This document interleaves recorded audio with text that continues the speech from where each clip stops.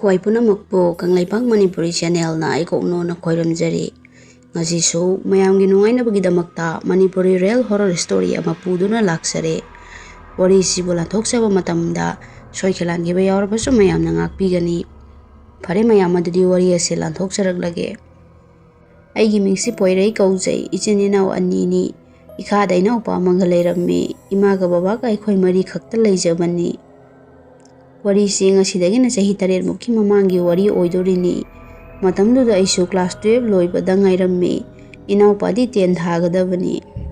Babasu government school amada chaukidar oina thabak purammi.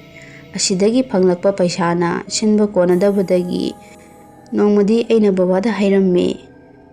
Baba aisu 12 se loirabanina dukan phambra kaino yaurage. Aina adumna hairubada babasu tapna mu hairakami. Kaigino achauba nangbu ipan honariba sida pendrabo. Aisu babana adumna hanglakpaduda amung noktuna khumlammi. Adugi nateda babasu ahan oisilage. Aisu 12 loisilabani college kana dukan phambudo yauge tawbani. Imanasu aigi waduda aduma khumlakami. Nupa achaubana haise kaisu kaibadi natte yaujasanu kaino. Nathantana seldan base najanupana nungaitadana tawjarini. Babasu aina adumna phajana haijarabada konadi babana sutapna hairakami. Phare ichana pame hairabanina yauro. Ado migi thabak yauraga ngausinabadi yaroiko. Migi thabak tawba haisidi aranba mata tawba yaroi. Migi mabuk nanaba tawba yadeko. Aisu babagi waduda hoi baba ai aranba mata tawroye. Asumna numituma sak punna chaminnarammi. Sak charingai sida babana inaupa sida hanglammi. Atoma nangdi handak 10 thagadabani. Yumda sum honaba ngammadro nangbo. Babana adumna hanglubada inaupa su tapna aduma khumlakami. Baba imanaba singju handak Nouna hanglakpa boardingda leini haiye. Duna aisu imanaba singa boardingda punna leige. Adumna hairakpaduda aisu inaupa da onsanduna hairammi. Atomba yumda adum honaba yabani boardingda leitrasu. Boardingda leiraga hekta fani haiba leite. Aisu yumda leirisini aina nongdang taklasu yai. Nasana kana honarabadi boardingda leitrasu yabani. Aidi amata leirakte. Aina adumna hairubada imanasu aingonda amuk tamna hairaki. Achauba mamanaba singsu loina leini haibanina leijasanu kaino. Ainasu ima leheningdabagi natiye boardingda leiraga fani haiba leite. Yumda kana honarabadi maipak ngamgani haibani. Babana so hoise leibu leirasu matamdu yauraga khanarasi. Sumna numitsimadi aikhoisu chak chathokduna tumnarammi. Sigi matungda aisu samkakpagi dukan amada hainaduna yaurammi. Khoi lekaida samkakphamsi yam leitabana aina yauriba dukansi mi yamna chillammi. Dukansidagi lakpa selna aisu imung pubada mateng adum pangbirammi. Matam khara haukhre inaupase aina thabak halakpada kaptuna leirammi. Aisu manakta changsanduna kaidaurage atomba nangna swaida amu kappisina. Aina adumna hanglubada inaupase tumina adum leirammi. Aisu yararoi khangdana imagi manakta oina changsanduna hanglammi. Ima kaidaurage atombana mapanda kaplaga leihorisibo. Aina adumna hanglubada ima sutapna adum aingonda hairaki. O boardingda changage mamanabasu loina changkhre. Adugi napana nangonda hana hangko hairubagi. Adugi ni mana kaplibase. Aina su ima mana yamna lainingabasibo lehenkhrasi. Aina khanbana yumda adum honaraga yani khanbani. Boarding leiba haibase paisagi paisa ngaktani. Boardingda leire haidana pass hekta tawni haiba leite. Mamanaba singa pullaga wathi taw leiduribani. Phare mana yamna lainingabanina ai hayengdo thinbirurage hairammi. Aisu amu tholaktuna inaupa sida hairammi. Hai atomba swaidaga amu kaptana leiranu chalo na phinaronga du yumsilluro. Hayeng thinbirage nangi boarding aduda. Aina adumna hairubada inaupa sunoktuna changkhirammi. Ina numisida boarding duda chattuna ngangnarami. Sumna yanaladuna inaupabu hayeng thilake hairamaga aisu amu thuna yumda nga ama leiraga halakami. Yum yobaga aina nga du imada piraga hairammi. Ima nga si thongbiyuse atombagi dusu ngangnarure. Hayeng ayukta thinbira o hairaki aduna magi bugadaba singdo yumsanbiro. Aina adumna hairubada ima su hoi achauba ima losinbirage. Sumna babaso halaktuna aina babada haibadagi babaso harau yarakami numisimate aikhoi punna harau saksu chaminnarammi. Numittusu hꯧkhre nongalabada aina inau nupabu haudoktuna hairami. Atomba haugatlo chatnaba sarduna nganta thilako haibani. Aina adumna haudoklubada inaupasu haugatlaktuna iru maithacharaga pugadaba potlamsing loina sem sarami. Ngak leiraga loisinba loiraduna chatnaba tholakpasida aina inaupada hairami. Atomba mafamdo yamna chikpani lamhang oinasu tawi. Aduna ama mathengdana atomda thokanu namanaba ama ani yauraga chatminnau. Aina adumna hairubada inaupasu hoi dada haidana khumlagami. Ekhoisu mafamdu yaunaba chatli.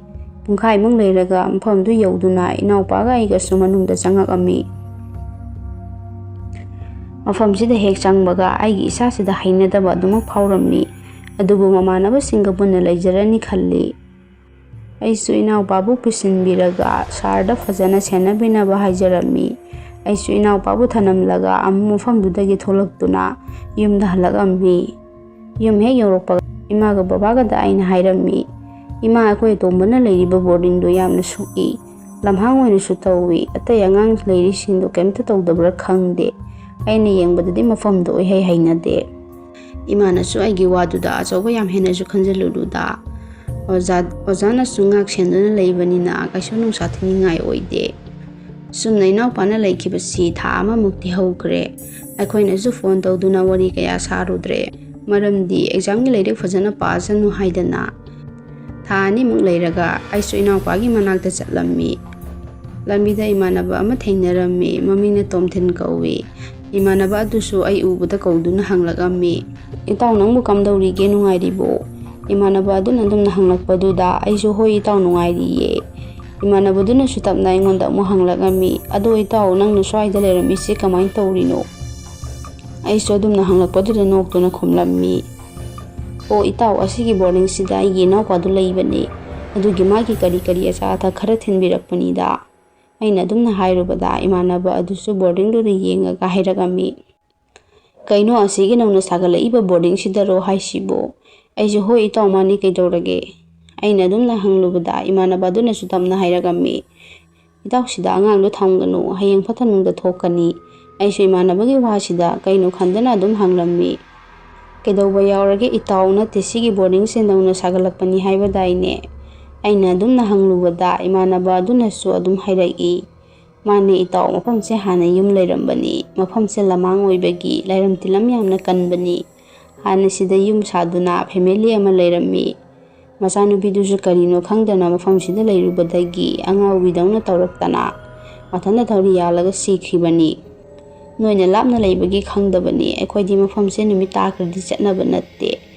Aisu imanabagi waduda tanba yamna hainadabadi faurammi. Aina ngak wakhal khalingaida imanaba aduna amusu hangakami.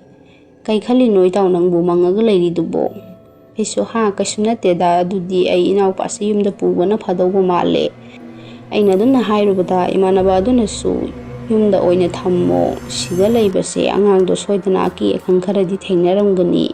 Aisu fari itaw angangi manakta amukta yausilukhige. Itaw su thabak chatnido satpiruro kona amuk thengnarasi. Somna aisu amu boarding do changaktuna sarda hairaga inaupabu kauthokhalammi. Ngak leiraga inaupasu tholaktuna aigi nakta phamduna leirammi. Ozaduna sengonda tapna hairagi. Ibungo naupase choron paron yam ngangbani nangna khara wari sarammo. Aisu sarduna hairagiba waduda inaupada yenglammi. Sardusu thuna nakhoi ani wari sarammo ai thabak amata tawrukhige hairagi. Aisu hoi sar haidana khumlammi.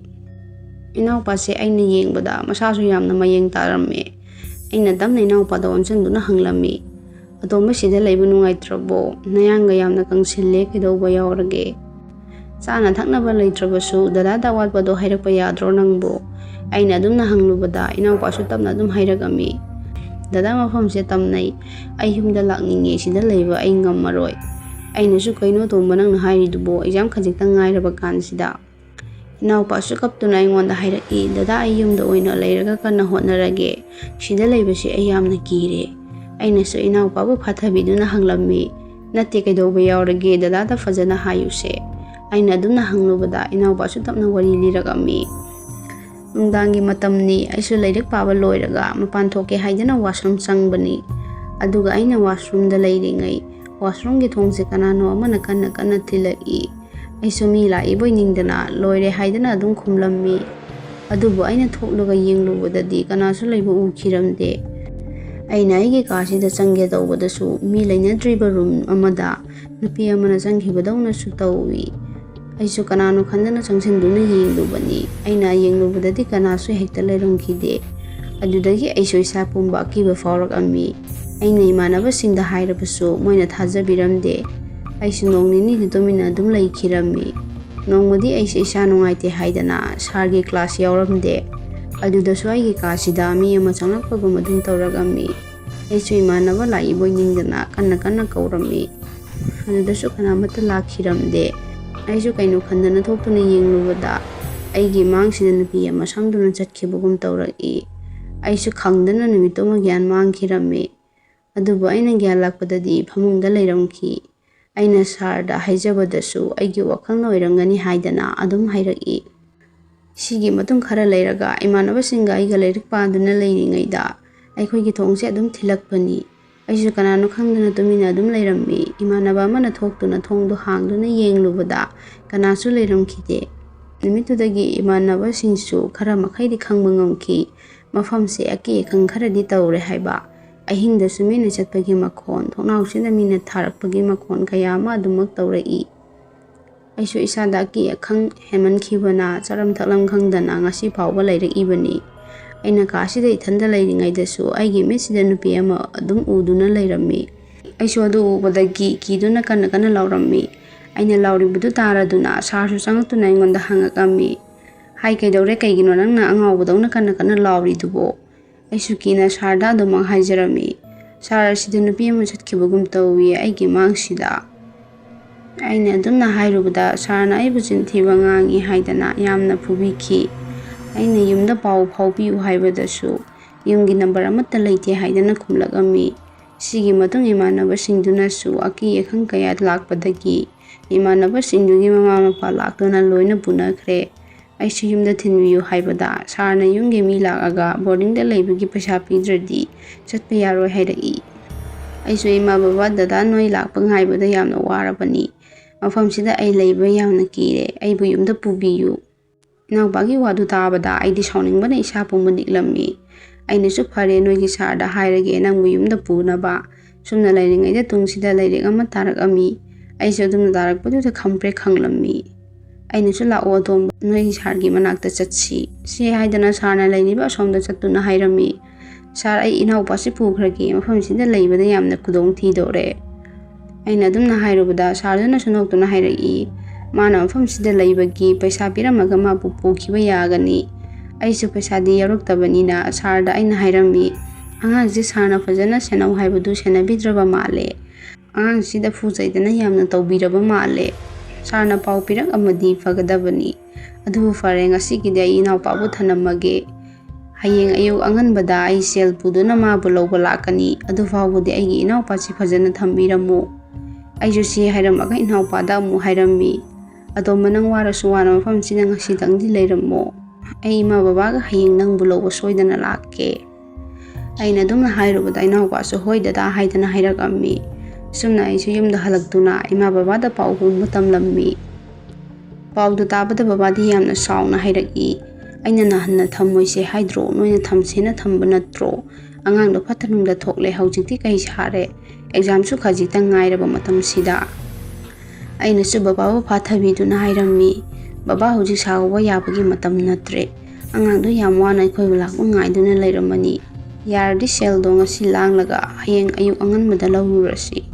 ꯁꯨꯝꯅ ꯑꯩꯈꯣꯏꯁꯨ ꯁꯦꯜꯗꯨꯕꯨ ꯀꯣꯏꯊꯤ ꯊꯤꯗꯨꯅ ꯂꯥꯡꯉꯝꯃꯤ꯫ ꯅꯣꯡ ꯍꯦꯛ ꯉꯥꯟꯕꯒ ꯑꯩꯈꯣꯏꯁꯨ ꯕꯣꯔꯗꯤꯡꯗꯨꯗ ꯆꯠꯂꯝꯃꯤ꯫ ꯑꯩꯈꯣꯏꯅ ꯕꯣꯔꯗꯤꯡꯗꯨ ꯌꯧꯕꯗ ꯏꯅꯥꯎꯄꯥꯗꯤ ꯒ꯭ꯌꯥꯟ ꯃꯥꯡꯗꯨꯅ ꯂꯩꯔꯝꯃꯤ꯫ ꯑꯩꯅ ꯁꯥꯔꯗꯨꯗ ꯑꯣꯟꯁꯤꯟꯗꯨꯅ "ꯑꯉꯥꯡꯁꯤ ꯀꯩꯗꯧꯈ꯭ꯔꯒꯦ?" ꯍꯪꯂꯝꯃꯤ꯫ ꯁꯥꯔꯗꯨꯅꯁꯨ "ꯈꯪꯗꯦ, ꯑꯩ ꯊꯣꯛꯂꯛꯄꯗ ꯁꯨꯃꯥꯏꯅ ꯂꯩꯔꯝꯃꯤ" ꯍꯥꯏꯔꯛꯏ꯫ ꯑꯩꯅꯁꯨ ꯁꯥꯎꯅꯤꯡꯃꯟꯗꯅ ꯁꯥꯔꯗꯨꯕꯨ ꯐꯨꯔꯝꯃꯤ꯫ ꯏꯃꯥ ꯕꯕꯥꯅ ꯑꯩꯕꯨ ꯈꯥꯝꯗꯨꯅ ꯄꯩꯁꯥ ꯄꯤꯔꯝꯃꯒ ꯏꯅꯥꯎꯄꯥꯕꯨ yumda purak'ammi.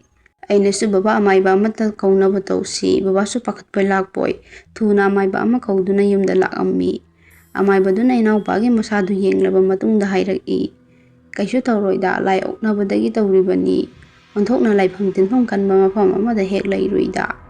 Sumna amaibaduna inaupagi masadu nanthabiduna lai khoiramammi.